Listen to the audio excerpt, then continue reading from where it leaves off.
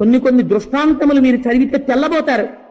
మహా కష్టంలో ఉన్నవాళ్ళు, భయానికి లోనైపోయిన వాళ్ళు ఏం చెయ్యాలో తెలియకపోతే చీపురు పుల్ల తీసి ఇసుకలో హనుమ అని రాసి హనుమ హనుమ హనుమ హనుమ హనుమ అంటే, లేకపోతే శ్రీ ఆంజనేయం ప్రసన్నాంజనేయం, శ్రీ ఆంజనేయం ప్రసన్నాంజనేయం, శ్రీ ఆంజనేయం ప్రసన్నాంజనేయం అని కూర్చుంటే అలా అనడంలో అనడంలో అనడంలో తెలియకుండా మీరు, అందుకే ఆంజనేయ నామానికి ఉన్న గొప్పతనం అదే.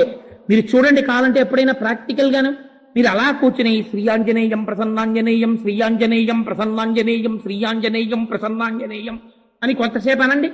మీకు తెలియకుండానే ఏదో ఉత్సాహం, ఏదో శక్తి, ఏదో ధైర్యం మీకు వచ్చేస్తాయి.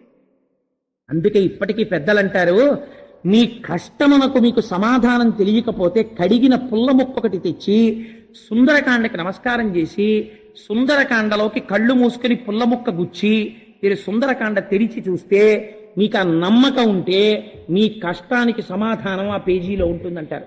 ఎందరో అలా పరిష్కారాలు పొందిన వాళ్ళ వృత్తాంతాలు నాకు తెలుసు. ఎప్పుడు ఫలిస్తుంది? సుందరకాండ ఔషధంగా పనిచేసేస్తుందంటే ఇంట్లో ఉంటే. ప్రతి వారం వచ్చే పత్రికలు ఇన్ని తెచ్చి కట్టి బైండ్ చేయించి ఇంట్లో పెడితే నిన్ను రక్షించావు. సుందరకాండ నిన్ను రక్షిస్తుంది. ఇంట్లో 50 రూపాయలు పెట్టి సుందరకాండ కొంత ఇచ్చి ఇంట్లో పెట్టుకోలేవు, పెట్టుకోగలవు, నీకు శక్తి ఉంది, కానీ నీకు పూనిక లేదు, నువ్వు కొనవు. నీకు అక్కర్లేదు రామాయణం, నీకు అక్కర్లేదు సుందరకాండ, నీకు అక్కర్లేదు హనుమమూర్తి. 1000 రూపాయలు పెట్టి పనికి మాలినటువంటి క్యాన్వాస్ మీద ఇంకు చిమ్మిన చిత్రాలు తెచ్చి ఇంట్లో పెట్టుకుంటావు. ఒక్క ప్రసన్నమైనటువంటి హనుమ యొక్క మూర్తిని అక్కడ పెట్టి లేవగానే మనోజవం మరుతతుల్య వేగం అని నువ్వంటే కొన్ని కోట్ల వానరములను రక్షించిన చిరంజీవిని ఎందుకు రక్షించరు? రక్షించి తీరుతారు. నీకు ఆ పూనిక లేదు, నువ్వు పొందవు రక్షణ. ఇది ఆయన వేగము నీ రక్షణ మనకు హేతువు. అంత తొందరగా వచ్చి రక్షిస్తాడు. అందుకే మన వాళ్ళు మాట అంటారు చూడండి, కష్టంలో ఉన్నప్పుడు ఫోన్లు తాలూకా డైరెక్టరీ తిప్పితే ఎవరు పడితే వాళ్ళకి ఫోన్ చేయరు. ట్రస్ట్ వర్దీనెస్ అని ఒకటి ఉంటుంది. మీరు ఒక చోట ఉండిపోయారనుకోండి, మీకు కష్టం వచ్చిందనుకోండి, అప్పుడు మీకు నమ్మకము ఎవరి మీద ఉన్నదో అతనే మీకు జ్ఞాపకానికి వస్తాడు. నేను మొన్న నా ఆఫీస్కి 10ంటికి రావాలి, కానీ 3 గంటల వరకు రాలేని పరిస్థితి వచ్చింది. ఎవరి పేరు ముందు జ్ఞాపకానికి వచ్చింది? అచ్చయ్య శాస్త్రి గారి పేరు జ్ఞాపకానికి వచ్చింది. ఎందుకని? నా కష్టం తన కష్టంగా ఆలోచించగలిగిన వ్యక్తి, అవసరమైతే అడ్డగలిగిన వ్యక్తి, ఏదైనా ఆపదొస్తే సమర్థించి చెప్పగలిగిన వ్యక్తి. నీకు ఎవరి మీద విశ్వాసం ఉందో వాడు నీకు జ్ఞాపకానికి వస్తాడు. ఇంత ఎండబడి వస్తున్నాను, నన్ను ఎవరు తీసుకెడతారు? ఇప్పుడు నీరసపడిపోయాను, స్నానం చేయలేదు, భోజనం చేయలేదు, వడదెబ్బ తగులుతోంది, దొరగారు జ్ఞాపకానికి వస్తారు. ఎందుకు జ్ఞాపకానికి వస్తారు? నీకున్న పూనికి అటువంటిది వారి యందు. నీకు కష్టంలో ఉన్నప్పుడు ఆదుకునే తత్వం ఎవరి యందుందో వారు మాత్రమే జ్ఞాపకానికి వస్తారు. నువ్వు గృహప్రవేశం చేస్తున్నావు అనుకో, వారం రోజులు ముందు కూర్చుని లిస్టు రాస్తావు, ఎవరెవరిని పిలుద్దామని. అప్పుడు ఆరాంసే రాస్తావు.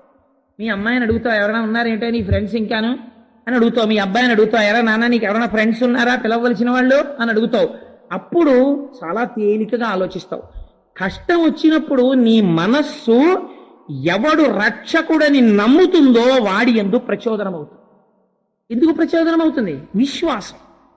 ఈ విశ్వాసము నీకు భగవానుని యందుంటే, హనుమయుండుంటే ఆయన కూడా మారుతతుల్య వేగం, గాలంత వేగంతో వచ్చి నిన్ను రక్షించగలరు. ఆయన వాయుపుత్రుడు కాదు. కాదు, ఇంకొక గొప్ప రహస్యం. నమస్తే వాయోత్తమేవ ప్రత్యక్షం బ్రహ్మాసి. వాయువునకు వాయుపుత్రునకు తేడా లేదు. తండ్రికి కొడుక్కి అభేదం శాస్త్రంలో. ఆత్మా వైపుత్రనామాసి. తండ్రి శరీరాన్ని వదిలిపెట్టి కొడుకు శరీరంతో జీవితాన్ని పొందుతాడు అంటుంది శాస్త్రం. అందుచేత తండ్రికి కొడుక్కి భేదం లేకపోతే వాయువునకు హనుమకు తేడా లేదు. శరీరం ఎప్పుడు పడిపోతుంది? వాయు చలనం ఆగిపోతే పడిపోతుంది. అందుకే చచ్చిపోయే వాళ్ళు కూడా బతుకుతారు సుందరకాండ వింటే అంటారు. ఎందుకని? హనుమ వైభవమే వాయువు యొక్క వైభవం. నీ వాయువుని నిలబెడుతుంది. ఇంకింతకన్నా నీకేం కావాలి? అందుకని మారుతతుల్య వేగం జితేంద్రియం.